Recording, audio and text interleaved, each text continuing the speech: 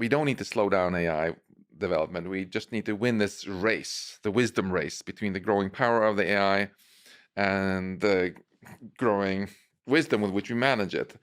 Progress on technical AI and capabilities has gone a lot faster than many people thought back when we started this in 2014. Turned out to be easier to build really advanced AI than we thought. Mhm. In hindsight, it's exactly like building flying machines. People spent a lot of time wondering about how do birds fly, and that turned out to be really hard. Have you seen the TED Talk with a flying bird? Like a flying robotic bird? Yeah, it flies around the audience. But it took 100 years longer to figure out how to do that than for the Wright brothers to build the first airplane, because it turned out there was a much easier way to fly. Yeah.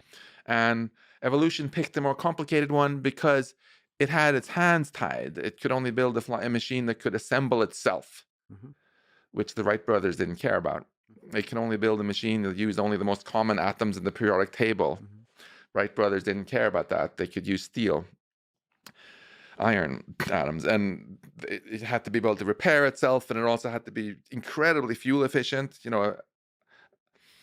A lot of birds use less than half the fuel of a remote controlled plane flying the same distance. For humans, throw a little more money, put a little more fuel in it, roof, there you go, 100 years earlier. And that's exactly what's happening now with these large language models. The brain is incredibly complicated. Many people made the mistake of thinking we had to figure out how the brain does human level AI first before we could build in a machine. That was completely wrong. You can take an incredibly simple computational system called a transformer network and just train it to do something incredibly dumb.